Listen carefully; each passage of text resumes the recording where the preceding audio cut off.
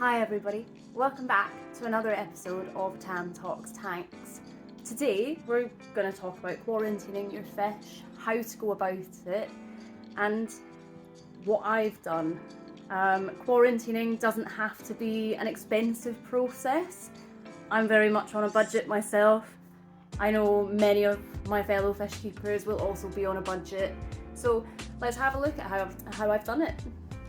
So what I've done here is a couple of weeks ago I created an abomination, and here it is. This, underneath the main tank, is my quarantine setup. It's not glamorous, but it doesn't have to be because it's not a permanent setup. It just comes out when I get new fish. So this is a 25 litre tote, a 25 litre bucket from B&Q. It's transparent enough that I can see the fish. It's not terribly expensive because I'm on a budget. Let's have a closer look at the quarantine setup. Here she is in all of her glory. We have a little honey gourami hiding in there. Literally, this is a 25 litre or roughly 5-gallon tote. I use the sponge filter at the back there. It isn't terribly visible, but you can see the bubbles coming up. I use the sponge filter from the main tank so that it was already cycled and ready to go, checking the water parameters every day, every other day. I've decided to try again with panda Corydoras because I do love them so much, and they've been doing really well in this quarantine. Honey gourami's been doing well. I thought I would add some more chili rasboras to my existing school. Unfortunately, 3 out of 5 of them died, but these two seem to be doing quite well. I don't have any lights in this quarantine setup. All I've done is I've used the cupboard underneath my big tank. I've left the door open so that they can get a natural daylight cycle, because realistically the aquarium lights are for us. They're for our benefits rather than for the fishes, and they're quite happy with dim lighting. In fact, they're probably happier because it makes them less stressed, which will aid in the acclimation process to the quarantine setup. I've only got fake plants because there isn't enough light to sustain live plants, but that's totally fine. I've got real driftwood because it's just always a beneficial thing to have in there. There's a couple of real stones in there as well as some coarse sand or very fine gravel. It's the same stuff that I use in the big tank. You can see it's discoloured here. This panda's very brave, hello. You can see it's a bit discoloured because I treated this with methylene blue at the beginning, just to make sure that there weren't any external parasites or bacteria like ick or velvet or anything like that.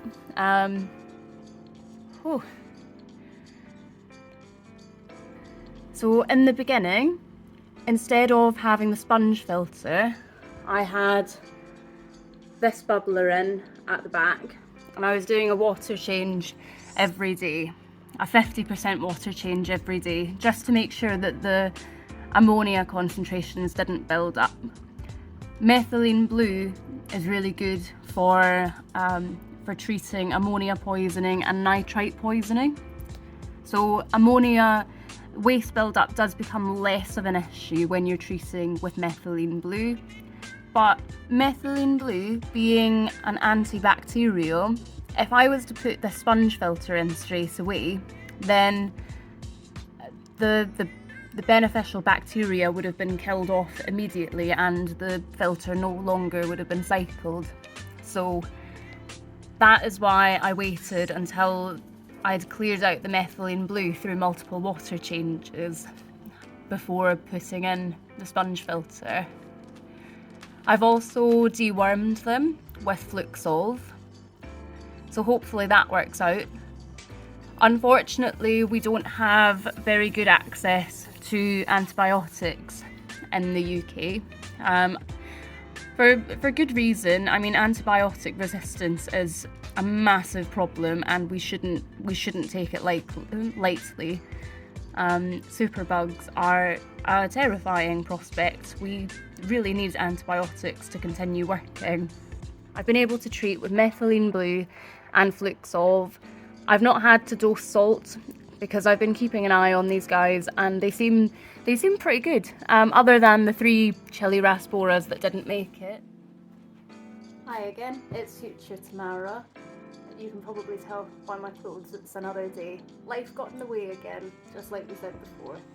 So let's get these boys and girls, potentially, hopefully, into big tank. First of all, what we're going to do is we're going to take a bunch of this water down, so that it makes it a lot easier to catch the fish. But even before we do that, let's get in and turn off the heater. Again, I've said this in my previous video, it is so important to turn off the heater, because the best case scenario is that your heater breaks. The worst case scenario is that the internals completely fry, the glass housing breaks, and it electrocutes and boils your fish. So that is why we always turn off our heaters before we start emptying water out of our tanks, or in this case, abominations. I'm also going to turn off the sponge filter. That's a lot quieter now. I don't know if my phone is picking that up, but it's a lot quieter. So let me just get this set up, and I'll show you how I empty water from this level. Okay, we've got a very important towel down, because in the UK the floors are quite often carpeted rather than wooded or wooden. English is hard. So if you care about your floors, make sure that you put something down underneath your bucket, and let's go. Now, this pump, oh, still got a bit of water in it. This pump is rather good because I demonstrated in my previous video, it has a pump on it, a hand pump, which is incredibly useful for what we're about to do here. Because the way a siphon works, I'm going to try and explain physics. I'm not a physicist or anything like that, so my explanation is going to be very explain like I'm 5. So if you have 2 water levels, one higher, one lower, if you start the flow of water from the higher level, it's going to want to continue flowing downwards because of gravity. If I was to just use a regular hose and do the old sucky on the end, then that would be harder to keep going than with a pump. Fortunately, the cabinet is slightly raised, as you can see here. It's just off the ground, so the water level into the bucket, into the bottom of the bucket, is lower. So although it's a reduced flow, it'll still flow nevertheless. And with the help of pump, we can get it down even lower, because we're not strictly relying on gravity. We can do a bit of hand action as well. Without further ado, fish, I am so sorry. I'm going to scare the ever-loving daylights out of you, but I promise you're going to love it.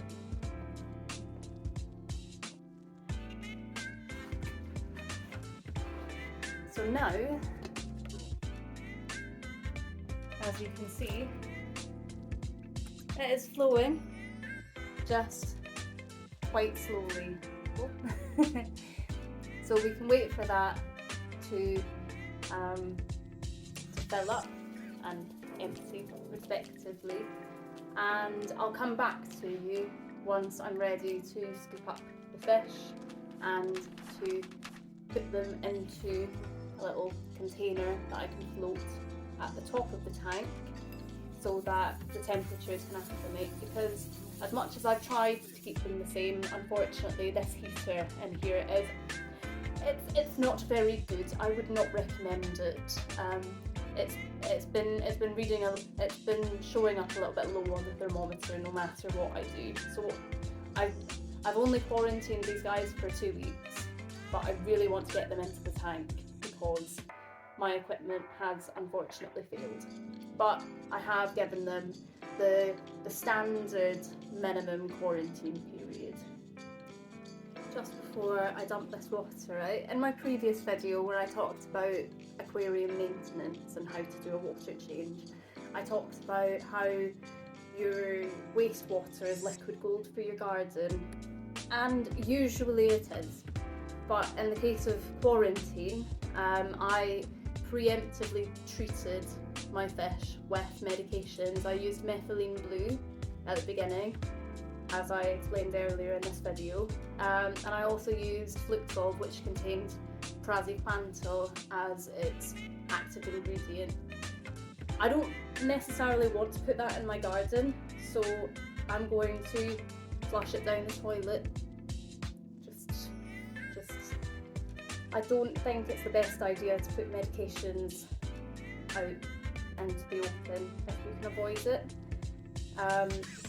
Unfortunately, because of some scandals that we've had with water companies in England, this may or may not enter the local ecosystems. Unfortunately, we do pay for the service to have our water treated, but it doesn't always get treated, and it has been known to go into local ecosystems as raw sewage, which is really infuriating and very upsetting. But as a hobbyist, you can only do your best, and I'm a hobbyist, as you probably are as well. So try not to dump medication into your local ecosystems. Do your best. That's all we can ask for. Now you can see that the water level of the tub is getting lower. I want to take it a bit lower again, just to make it easier to catch the fish, because I know that some of these guys are going to be incredibly tricky to catch. Now, don't tell my partner. I'm using some Tupperware. When you bring home fish from the shop, you'll have bags. Tupperware is just as good. Now, I will say, as a warning, that the golden rule, or one of the golden rules with things that you introduce your fish to in your tanks, is you should never use soap. Obviously this is a food container, so it has been washed with soap before. However, I have given it an incredibly thorough rinse and scrub, so that I'm confident that there's no soap left on this. Now, I've done this before and it's worked out fine. The glass dish, the glass pitcher, that's the one. The glass pitcher that I often use to clean the pre-filter sponge up in the big tank, that goes through the dishwasher and everything. That's not to say that it's the best idea ever, but sometimes in life you just got to work with what you've got, and this is what I've got. So this is what we're working with. Again, it has been thoroughly rinsed. There's nothing left on it except for a bit of duckweed that's managed to find its way onto the towel. So I'm going to get some water from here into the tub, and then I will float it at the top of the tank for approximately half an hour to an hour, probably around 45 minutes-ish, just to make sure that the temperatures are equivalent. And then, excuse me, and then after I've made sure that the temperatures are the same, I will plop and drop, which means that I'm not going to be mixing the water from the big tank into the tub. I'm just going to scoop them out and dump them in, because if you know that your water parameters, like your pH and things, are around equivalent, then that's not going to be such an issue. And in fact, it's probably less stressful to fish to do a plop and drop rather than have water kind of coming in from time to time and spooking them, especially with Corridoras. Take my advice with a pinch of salt, because I'm not an expert. I am new to the hobby again. You know, I had to take a hiatus for about 10 years or something like that, because I'd moved out from home and I was renting and all that jazz. So now I'm back in the hobby.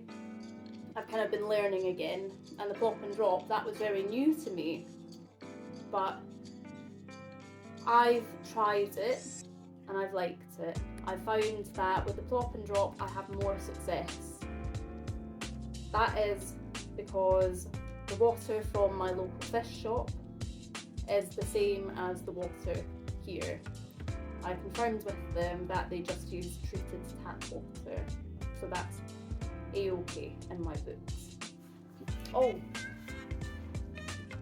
one of the reasons why I prefer to do the plop and drop method with Corridoras is because Corridoras, within the last decade or something like that, maybe 2 decades, they've been found to be venomous, which is pretty cool. We've got venomous fish in our tanks. But the problem with that being that they are liable to self-poison. In the wild, it's thought to be a defence mechanism, so that if they are predated upon, they've got poisonous spines, like when they push out their pectoral fins. If you've ever picked one up and gotten a little nick, you might find that it's a little bit itchy, a little bit stingy. That's why, it's because you've been stung by a fish. But in the wild, they live in rivers where there's a large water volume, the water's constantly flowing, they're being kind of given fresh water all the time. Whereas in the home environment, they're in a closed system, so they are much more liable to self-poison, and the less stress that you can put them under, the better.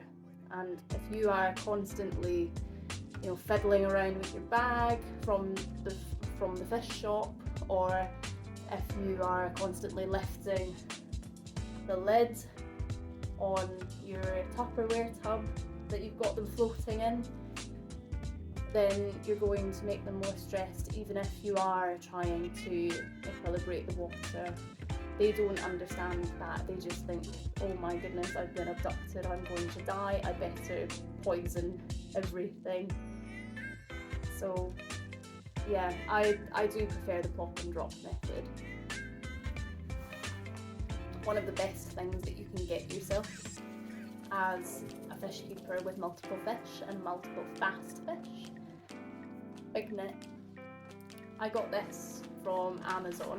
Again, I don't like Amazon as a retailer, but options are limited around here where I live, so you do the best that you can do.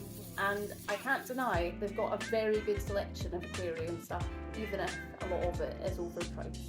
Now, you want to remember to lift not with your back, because water is heavy. I don't know what it is for gallons per per pound, or I don't know what the common units of measurements are across the pond, but here we quite often use kilograms and litres. It just makes more sense in my opinion. Please don't come after me. But it makes more sense because we know that 1 litre equals a kilogram of water, and a kilogram is about a bag of sugar. I don't know if that translates across the pond very well. I'll see if I can put the measurement up there. 1 kilogram equals this many pounds, maybe? Editing magic?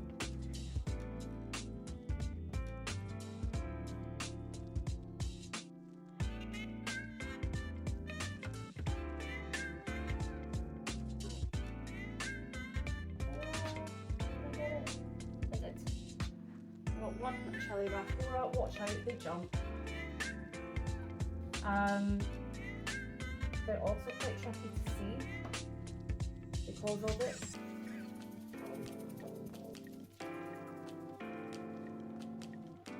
One, did I get you in? Talk about nonsense. It was at this moment that he knew. He up.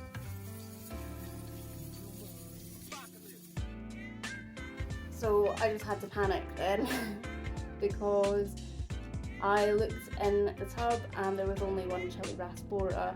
So what had happened, as I said, they jumped and it was flopping about the net. I put the net over the tub, but it must have jumped just over the tub and it ended up being underneath this lid.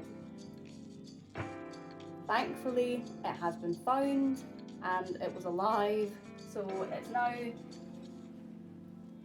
just a bit shocked. I hope it pulls through, because obviously that is not the best. Again, you do the best that you can do, and that was rather unfortunate. So now let's get honey gourami and the corridoras that are now in a corner into the tub.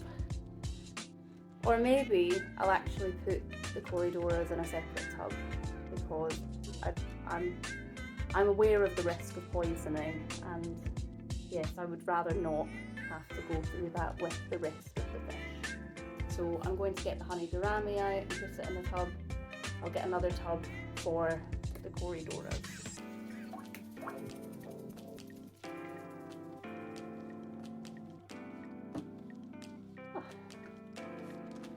Easy as that.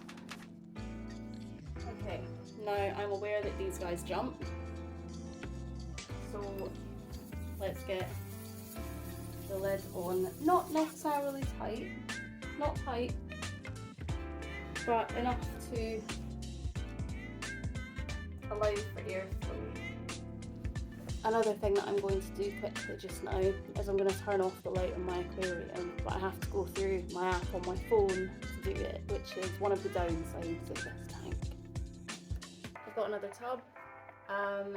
The reason why I'm using big tubs is because with the corridoras in mind, I think that diluting the toxin that they produce is nothing short of a good idea. So the more water there is, the more dilute their toxin will be, and the less potential poisoning risk there will be. So you can see they're all hiding over there. What I would like to do is just gently hook them into the net, which helpfully takes up most of the width of the thing. Oh. This way. I know.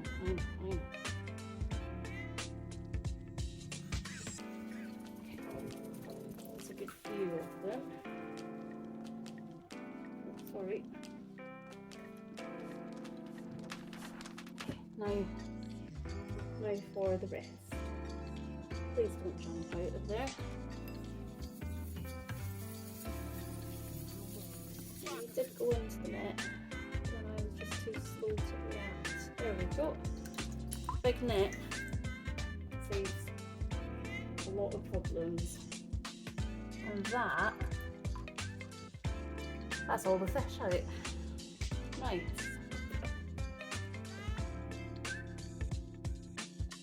So now they're all in here. I'm sorry. I didn't think about the lid.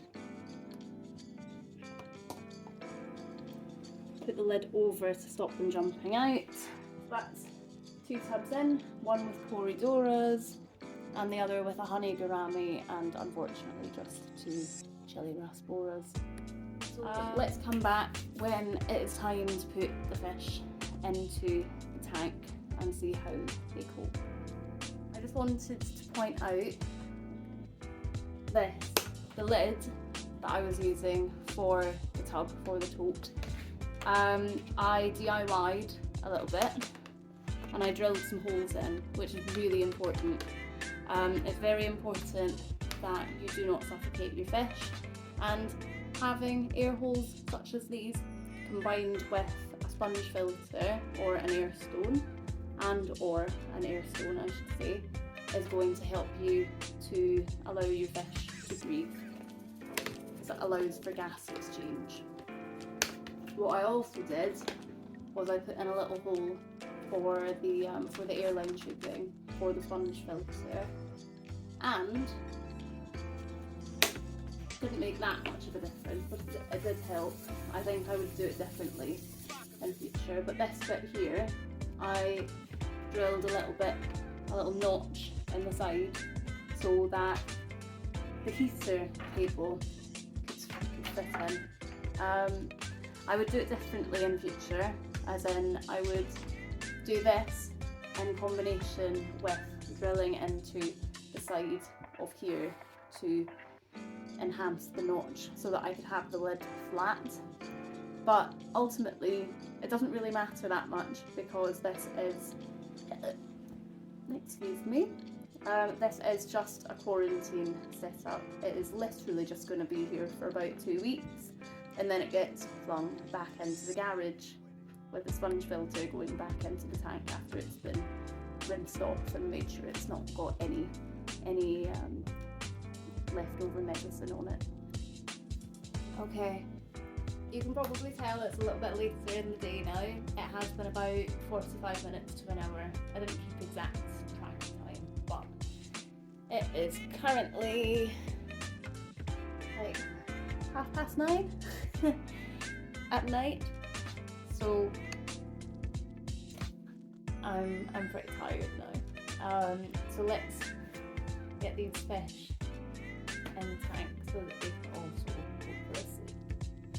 Now, I don't want to introduce any of the water from quarantine into the main tank.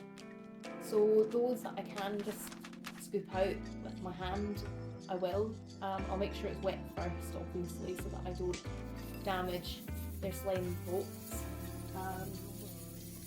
And for the pandas, I will likely have to take out the tub, net them up, and then plop them in.